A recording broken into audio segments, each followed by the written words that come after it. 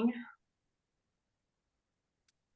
right, well, welcome everybody. The host for tonight's presentation is the Environment Roundtable of the League of Women Voters of the Piedmont Triad of North Carolina. I'm Carol Bloom, the co-chair of the Environment Roundtable. Tonight, our presenter is Lisa Sorg, and she is an award-winning environmental investigative reporter with NC Newsline, which is a nonprofit digital media outlet in Raleigh, North Carolina.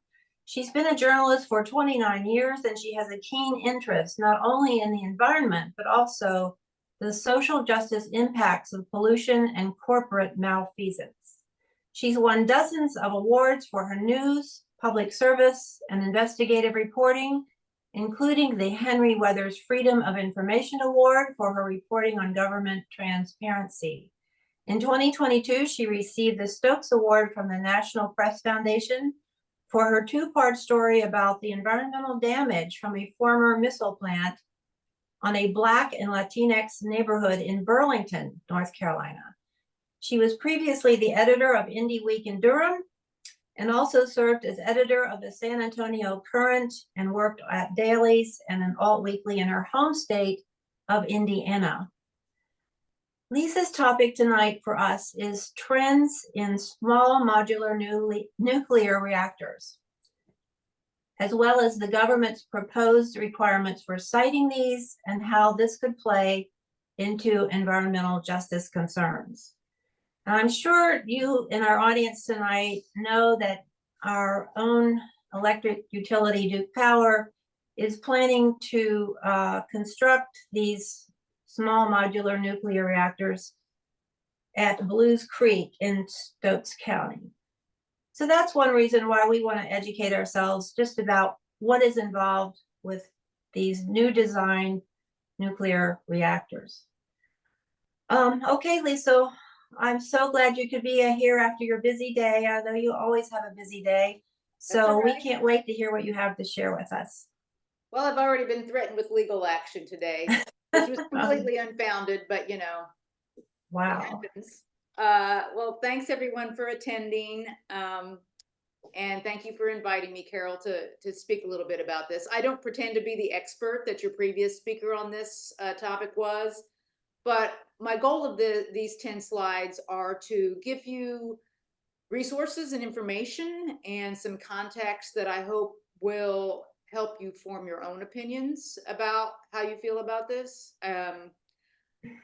Of course, there are some, a lot of issues with small nuclear reactors, but at the same time, there's an enormous push for them to get through. So just keep that in mind. So first of all, I can share. I'm a co-host, right? Okay. And if you have any questions, you can just holler at any point. You don't have to wait till the end or anything. And so I will answer them. Maybe Jane, if you could put them in the chat, and then Jane can monitor the chat, and then I can answer them as they come in. Okay. All right. Can everybody see my screen okay? Yes?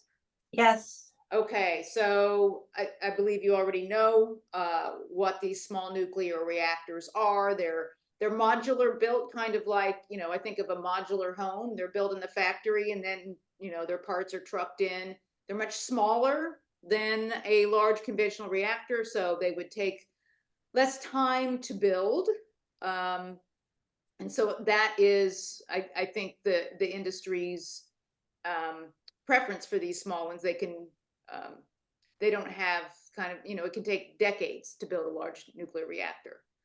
So things, and as you said earlier, Blues Creek is at the old power station there, or the old coal-fired power plant, is where Duke plans to put up 3 units. I believe I read in their most recent load forecast, there could be up to 7 statewide. They have not announced, obviously, the other sites of those. But generally speaking, it seems that they would try to locate them at former coal-fired power plants because they already own the property, and they're already, on bodies of water.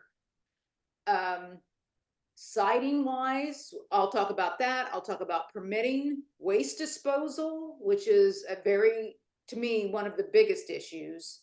and of course, oversight. This area of Stokes County, as you can see, this is Blues Lake, and this is how Duke currently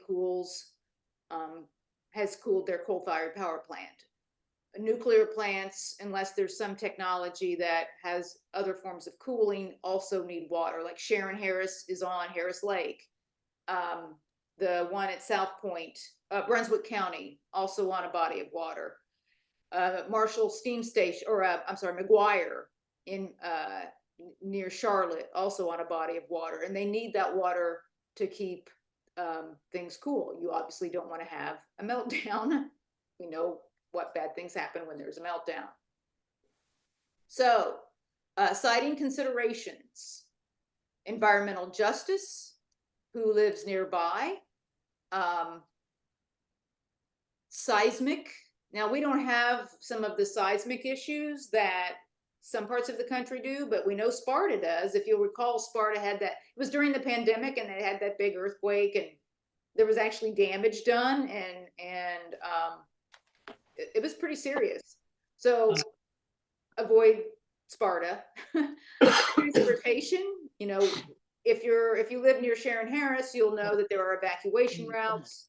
But the transportation is also important if you had to, for example, ship the waste somewhere else. A lot of times the waste is kept on site in dry storage, but let's just say they did have to transport it elsewhere. How would that be done? And, you know, do you want, you know, your evacuation or your transportation corridor to be very, you know, curvaceous and out in the country and mountainous, even there, you know, in case of an accident.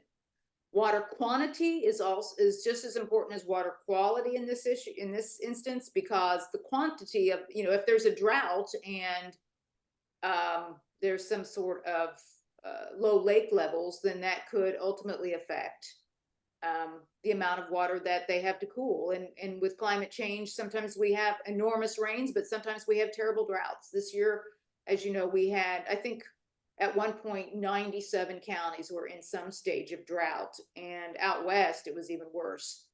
So, and if you've ever seen Falls Lake, if you recall in 2007, Falls Lake, which does not have a nuke plant on it, but I'm just giving it by way of example. I mean, Falls Lake was like the moon. You could drive over the causeway and I mean, you could have walked out into the middle of the lake. So we do have very, very severe droughts here. And then, of course, as I mentioned, waste storage. Do you store it on site or do you store it off? Okay, so permitting and licensing. This is who's over certain aspects of this SMR. You're going to have the feds, the Nuclear Regulatory Commission. You're going to have DEQ, which will be over water quality. They'll have to have a discharge permit, like Sharon Harris has a permit to discharge water. They'll have to have stormwater and sedimentation. There's a whole host of permits. And many of these, and I'm guessing, let's just say that this was a viable technology now, all of these would probably go to public hearing, or at the very least public comment, but definitely public, or it could be public hearing, because it's going to be, if they actually arrive, it's going to be a very charged and controversial and passionate debate about it. And so usually when there's that level of public interest, DEQ will hold a public hearing rather than just have a public comment period. I'll get back to the states that have banned or limited new nukes in a second, but the Division of Emergency Management will also have, they won't have to have a permit, but there'll have to be a plan. And the local emergency managers must also have a plan. How those, if those plans are public, is hard to say. After 9/11, government often invokes national security as a reason to keep these sorts of things away from the public eye.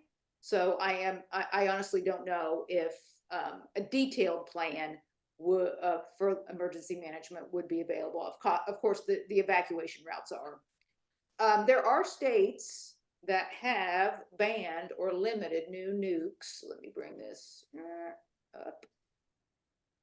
this is a really, if you haven't ever seen this website, it's called the National Conference of State Legislatures. And it's a fascinating site in that it has, well, I'll come back to this, but this is the homepage. It tells you what's going on in legislatures around the country, and you can kind of compare your legislature with other, what's up. If there are bills being introduced in some legislatures, it can be a bellwether that they might be introduced here. So it's this NCSL is a very valuable resource for you, just to kind of keep an eye on what's going on in other legislatures that could be coming your way. So now I don't want to say right off that these states have banned small nuclear power facilities, but they have banned the big ones, and I'm guessing that there will be some kind of discussion in these states about the small ones should they ever come to fruition. And here are the states. There's also bans on waste disposal. So you can, I won't obviously go through all of this, but it's a really interesting survey of what other states allow. Like here in Maine, there's some kind of voter approval, a question submitted to the voters prior to the construction of any nuclear power plant. I mean, I can't even imagine that happening here. Massachusetts, same deal. Outright bans. There's in New Jersey, of course, which is, you know, all untold amounts of various contaminants in New Jersey. They have a waste disposal safety aspect to their laws. So I would suggest familiarizing yourself with this, because if you ever, you know, get to the point where you want to argue that, hey, in other states do this or that, it would be a good idea to have this not memorized, but at least a familiarity with it. So yes, so we've been through and I'll show you the Nuclear Regulatory Commission website here in a second, but here's something that is interesting. So we were talking about the disposal. So a lot of places, and you can see that there is nuclear waste disposed in North Carolina right now, and they put it in dry storage, which means they put it in these like mega concrete casks and they store it on site. This is Sharon Harris right here. This would be the Southport, and this would be McGuire, and then there's some over the border in South Carolina here. Of course, radiation, should it ever be released, doesn't really care that there's a border here, nor do these folks care. So, so waste disposal is important because, you know, that's another reason that you don't want to be in a seismic zone, is that you don't want to have that joggled around or the containment system in any way compromised. So when you're considering siting, you have to also consider, you know, how are you going to put the waste in these dry casks, or are you going to find somewhere else to put it? Of course, Yucca Mountain in Nevada has, you know, they've long wanted to put waste there. That's been a huge controversy. You know, nobody wants this waste. Nobody wants it even in their own desert. So, yeah, did you have a question? No. Okay. So that is the question here. Where do we dispose of it? I mean, coal ash is not obviously optimal to be storing, as we saw with the Dan River and just the various groundwater that's been contaminated by coal ash. But you know, it's still not as bad as radiation and some kind of nuclear at a nuclear plant. So you can see that there are a lot of spent fuel storage installations throughout the U.S. and you know, some of them in pretty highly populated areas. So that's another consideration. Oh, yes, this is the dry storage or transport elsewhere. This is a link that will tell you, that'll give you a kind of a primer on how this dry cask storage works. And it was first licensed in '86 at a nuclear plant in Virginia. So yeah, spent fuel is currently stored in dry cask systems at a growing number of power plant sites. So we don't know they're there, but they're there. This was a really great piece, and I had just seen this the other day, that early on folks thought, well, these small nuclear reactors will, since they're smaller, they will make less waste. Actually, that turns out not to be true, according to research from Stanford and the University of British Columbia. I included this, and I'll make sure this PowerPoint, which of course you'll have on the recording, but I'll send it to Carol as well so you can have it. But this shows that, frankly, there's a lot more waste that will be generated by factors of 2 to 30 over existing reactors. That's a lot. So that hasn't really been addressed. These waste, the waste and how you're going to handle it. And so that is something else that I think in North Carolina we'll have to understand more, is just how much waste is going to be generated, not just where we're going to put it, but how much is going to go there, and will that amount have to increase over time? And what's, landfills have a certain, lifespan. How much room is there to put all these dry casks? As you can tell, there's just multitude of questions about how this waste is going to be handled. Oversight. So DEQ will have some. I mean, they have permit oversight over Sharon Harris, for example. And if I will have time, but if the DEQ website is cooperating tonight, I'll show you possibly how to find that information. So DEQ would be, for example, they require sampling of Harris Lake, which includes the temperature. People fish on Harris Lake. I can't believe it, but they do. But the fish love it because it's warm, at least, here. Trout would not want it, but a lot of fish love Harris Lake because it's cozy. But I want to show you a couple other, this is a rabbit hole that I have been down on many a rainy day because it's fascinating. These are the NRC website is a bonanza. So what this is are called event notification reports. And this will tell you not just problems at nuke plants, but even at a hospital, if someone gets too much or too little radiation, for example, it may be for a medical treatment, it'll be on these reports. So let's look and see what's happened in 2024 so far. Well, let's see what happened yesterday. Now this has to do with, looks like these are, this is a lost gauge that contained nuclear material, and this was a hospital issue. But I think if I could, oh yeah, here's power reactor status. This will tell you the status of the power reactors. You can search inspection reports, which we love. Let's see. Ooh, of course, it's really, they don't make it easy. Let's just see if there's a Sharon Harris one. I don't know if this will work. I've not tried this one, Sharon Harris. Full inspection. How do I get this to do? Search.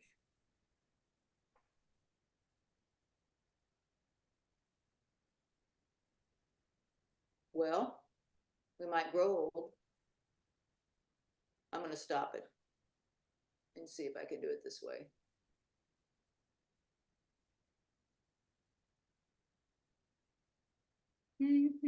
Let's see about this. Well, not happening.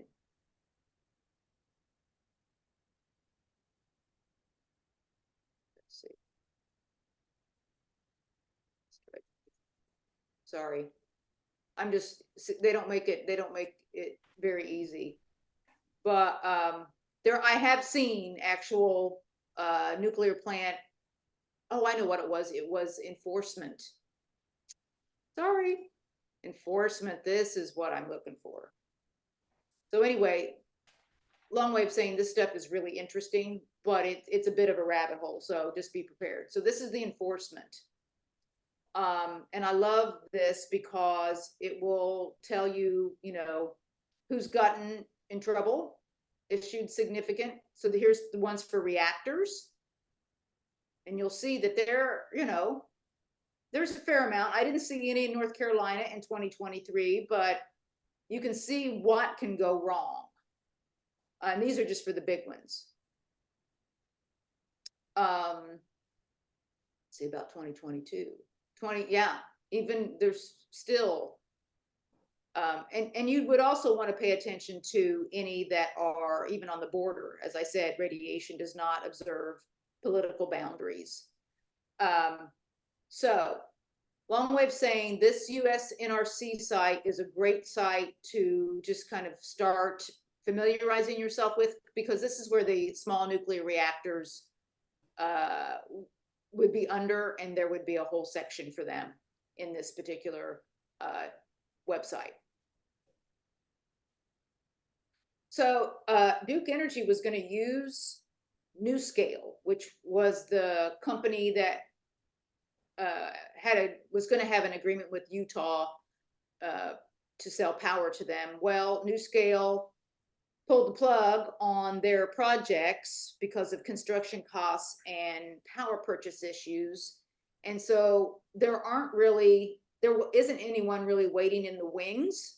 I mean, there are a lot of companies, that are trying to get this technology off the ground, but this was the closest to being commercially viable. And Duke says this is not going to be a problem for them. I don't know how, see, this is just last month, how that isn't a problem, but it is, because this was the great hope.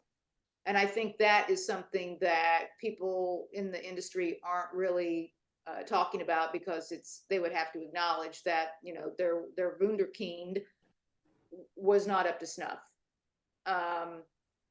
NewScale is publicly traded, so you could keep an eye on its stock price if you're ever do that.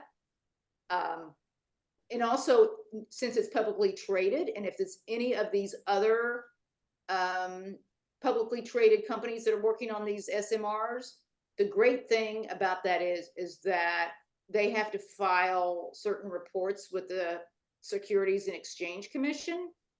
And one of those reports is, I'll come back to this.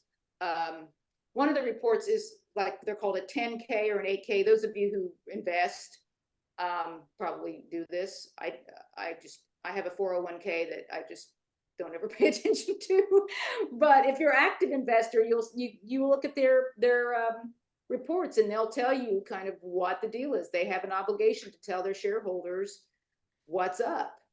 So that's a great way to find out what's happening that maybe not everybody would know, because those reports are generally public. They're called 10Ks or 8Ks. They often have quarterly reports or earnings calls. You could buy one share in any of these companies, and then you would, you could be privy to the earnings call early.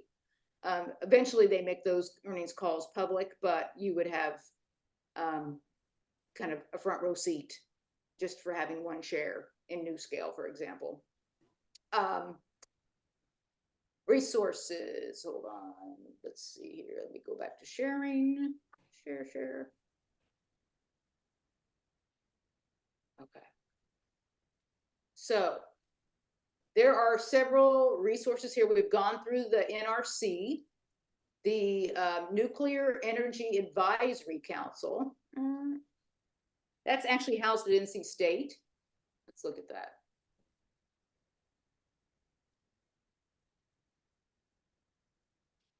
And here are our fine folks who are on the Nuclear Engineering Advisory Council.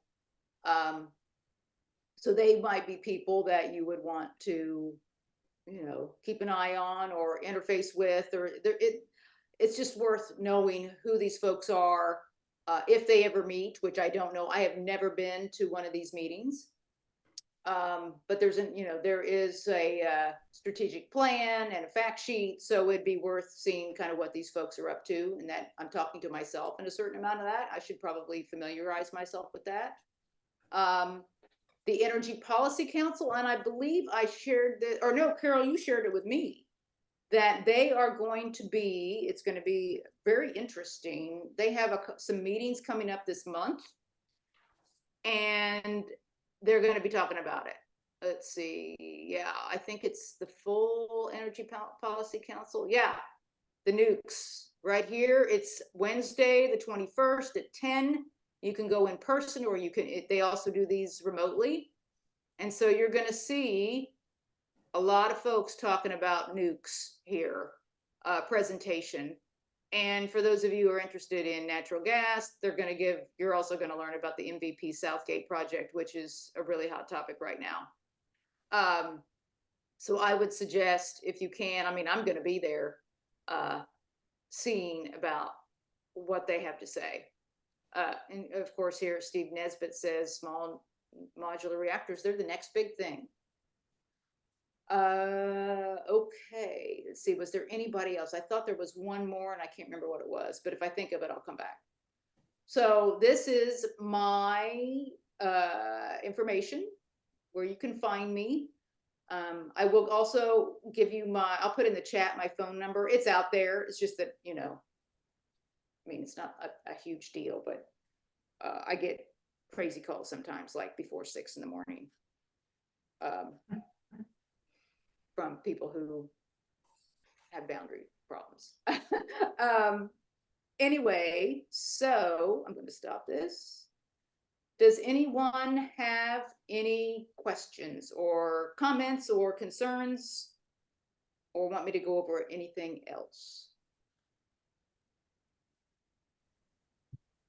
Dan.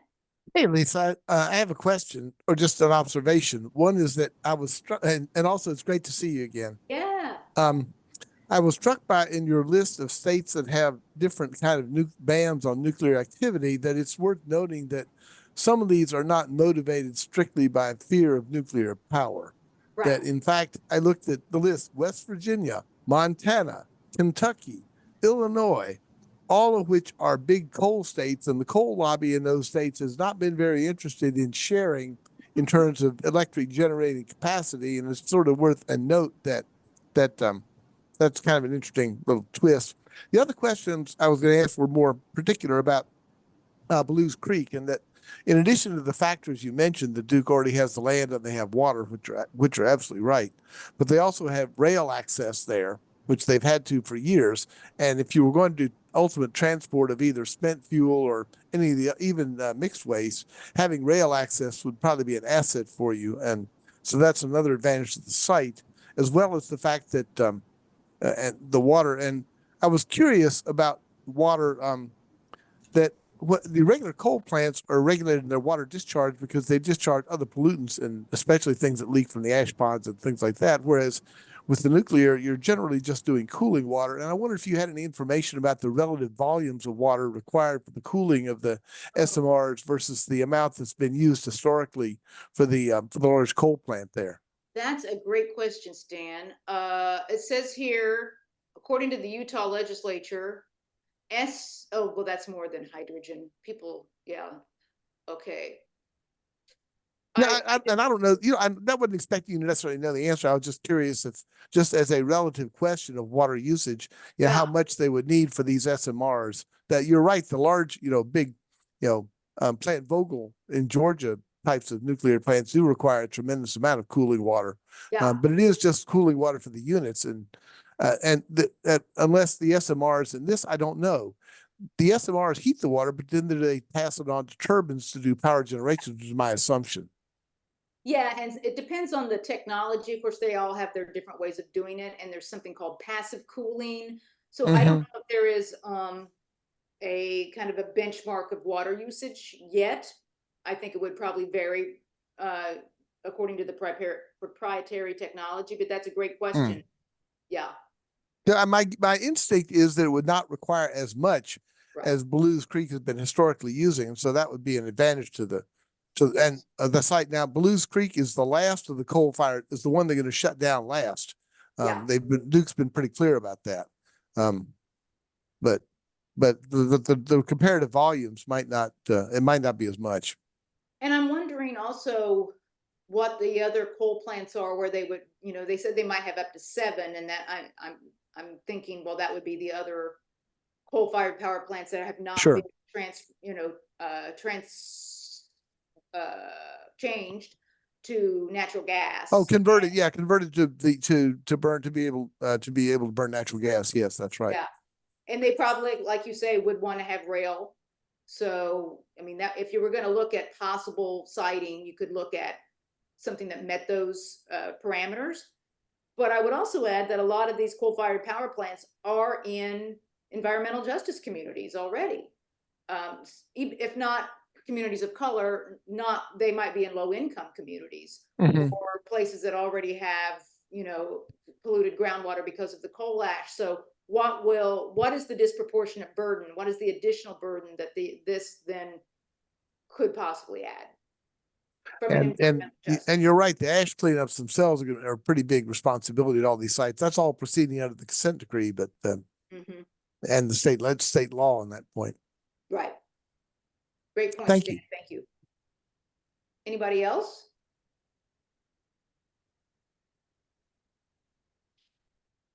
I have a question. Did I hear you right?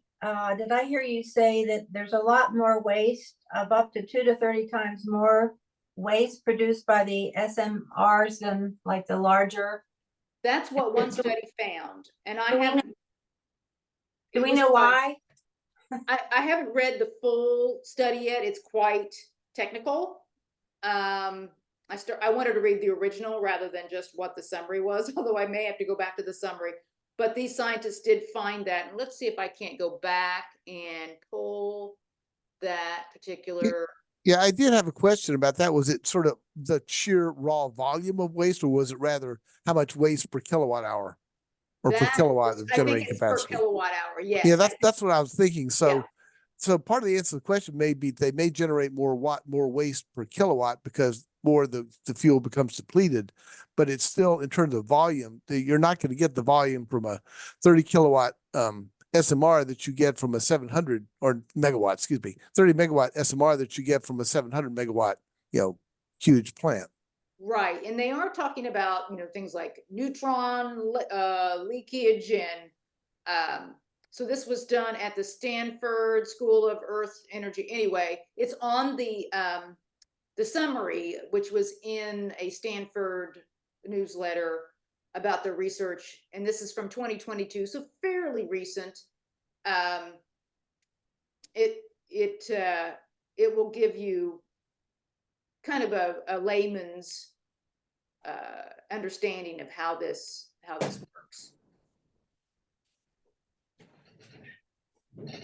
Are there any questions in the chat? I do not see any. Okay.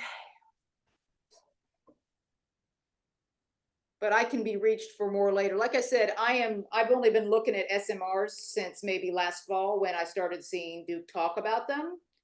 And then when NuScale went belly up, I thought, well, this could delay things quite a bit. And I think also for these SMRs, the permitting is probably, it'll be rigorous, but it's not going to be as rigorous as if you're building another Sharon Harris. Lisa, I actually had another question, which is that my sense is, and this is more about the larger scale questions about energy policy in North Carolina. My sense is that Duke has been wanting to sort of dip its toe into the SMR waters, but the big conflict is still about what they're doing about natural gas and whether to build new natural gas combined cycle turbines, in addition to some of the gas conversions at the other plants, the boilers that have already been done before. And I was curious about what you know about that. Well, they're very hot on natural gas, and there's MVP Southgate. They're going to be tapping into that. There's another, it's called looping. Transco already has a pipeline that comes in from southwestern, from like Charlotte, and goes up toward Winston. and they're planning to kind of add on to that route. So natural gas is really heating up, and then you've got the LNG plant that's planned for Person County. So I don't know how Duke can kind of achieve both of these at the same time. They seem to be, in the near term, much more hot on natural gas. I was looking at their load forecast, and nukes really don't kick in until like mid-century, really. I mean, full bore. The other thing to know, and Duke has asked for this, and the Utilities Commission has already said this was okay, but they're putting it out there again, is there's something called in the big nuke world called CWIP. It's CWIP, stands for Construction Work in Progress. And that means that Duke can charge you meaning us, the ratepayers, some portion of the construction cost even before that plant starts generating power. So you can pay today for what may not even ever really get built fully. And that's happened in other states where those stranded costs have been passed on to the ratepayers, and there's a lawsuit. So this CWIP, where they can build things before and charge you before you actually get electricity from them. And they're thinking about that for offshore wind as well, because those projects are so long term. And there's a reason for this. It's because they're expensive and there's not an immediate return. And so they try to, they get money from the ratepayers to build this stuff. The problem is if they don't ever get built and there's never any electricity generated and you've already paid. Now the Yeah, and that came up in the state of Washington when they had a big collapse about that, and also, but it was used in Georgia for Plant Vogtle, and I think the case you're mentioning about where you had a lot of stranded assets was the one in South Carolina where they got halfway through building these plants and then decided no, they're not going to be cost effective for whatever reason, and just sort of abandoned them, and they're sitting there, and you have spent $8 billion on an incomplete construction site, which is not very satisfying to anybody. Right. And, not the highest use of, if you really want to be craven about it, not the highest use of land and tax revenue. So, yeah, that's another thing to look at, is what Duke will go before the Utilities Commission and ask for this. Yeah. But to be fair, the whole theory on this is if you can have, a lot of your current rate goes into plants that are already amortized, and you're paying for the operating costs of the plants. Whereas in this case, you're trying to minimize some of your operating expenses in the long run, just as with a renewables project where you have maybe higher capital costs, but lower operating costs, so lower unit costs for requiring very little fuel. And that's, I think, the theory would be the equity theory for why you might do that for current ratepayers who, even if they don't benefit directly, they're laying the groundwork for future generations of ratepayers to benefit. And I think that's also true of offshore wind, because they're even just not building the turbines out at sea, but there has to be some kind of infrastructure to transmit that power onshore. And that's a really difficult permitting and prolonged process. So I understand the argument for it, as long as there's electricity. Someday.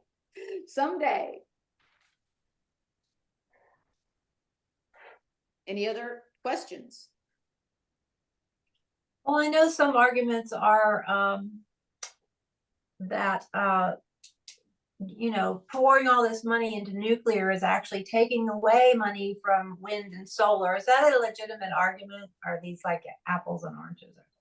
Well, I don't, it depends on where the money's coming from. There are federal subsidies for small nuclear reactors. The Department of Energy does that. They also, there are also subsidies for renewable energy. I think it would be interesting to see, and I've not compared this, what the amounts of those subsidies are and prorate that. And you can do it by kilowatt hour, or, there's different ways to measure it. I don't know that one is more than the other, or that you can't have both.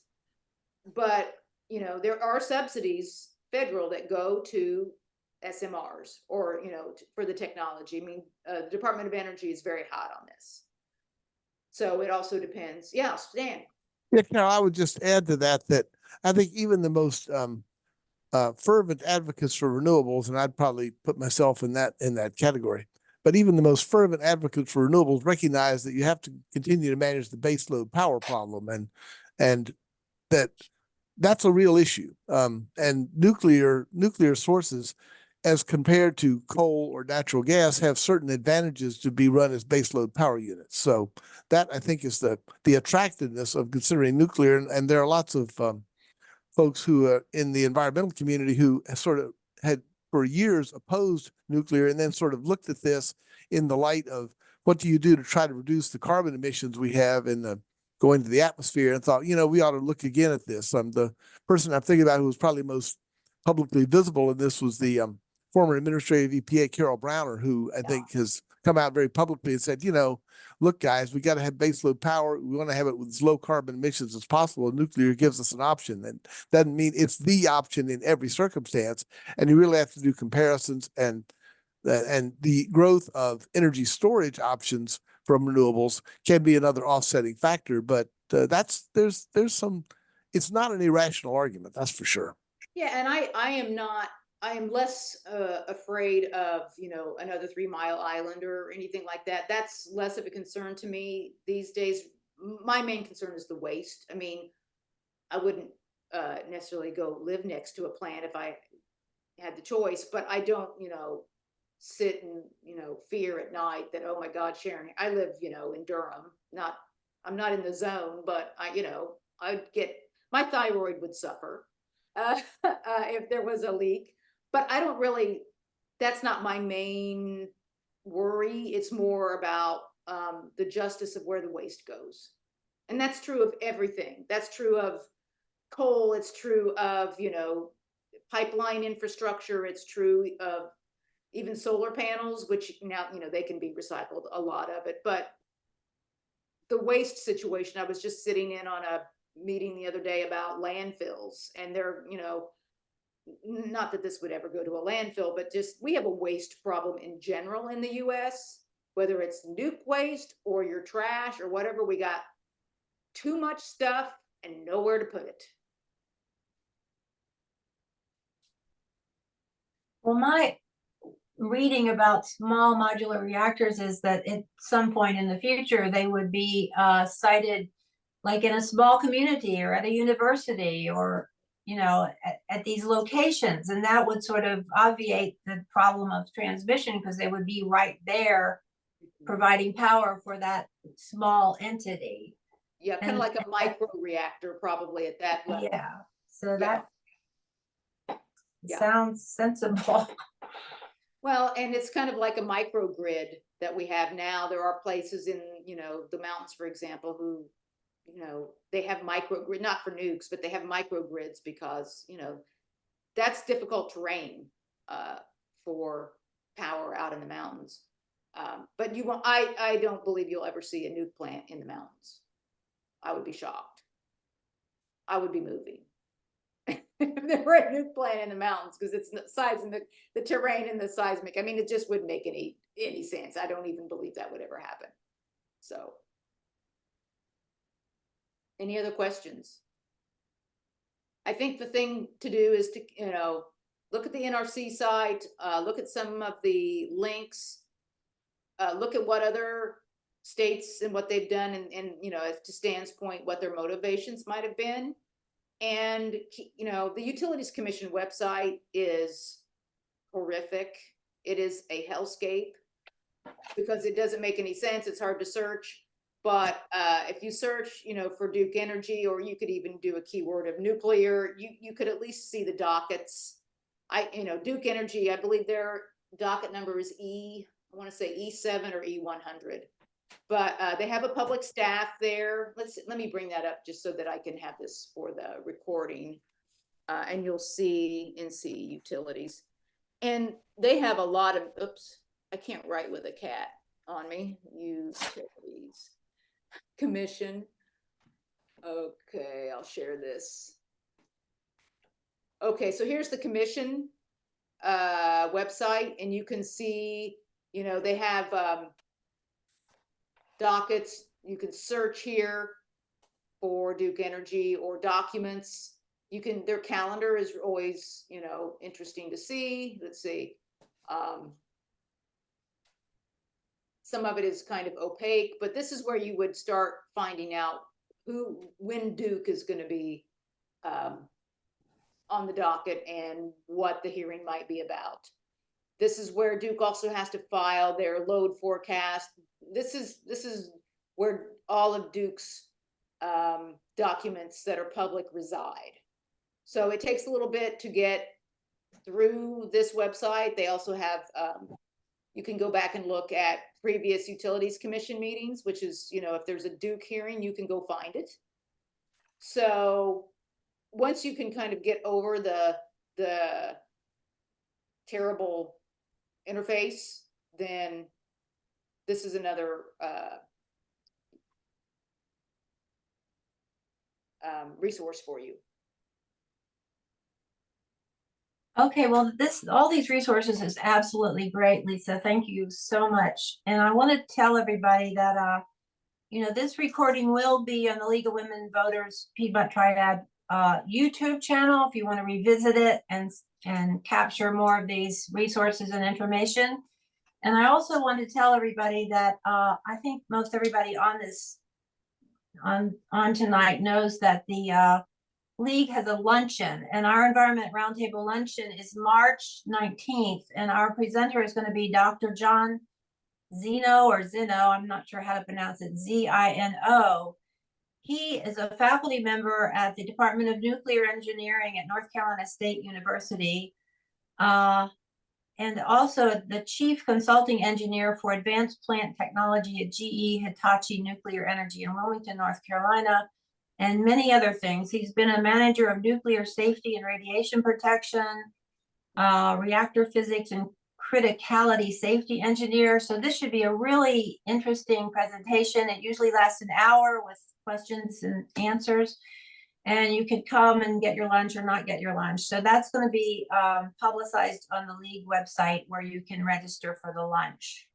So I want everybody to know about that. And once we have that out there, please share it with your groups, your church, your whatevers. And we usually get about 100 people. It is recorded. It's put on the city TV station. And then again, it will be put on our YouTube channel. Okay, any last question? All right then, Lisa, you've been absolutely wonderful. Thank you so much for taking an hour out of your evening. It's fine, no problem. Sure. Anytime, and it was great to see everyone. And yeah, have a great night. And if there's anything else I can be of help for, you know how to find me. Okay, well, we'll be looking for all your stories. Okay, thank you. Good night, everyone. All right. Bye-bye. Bye.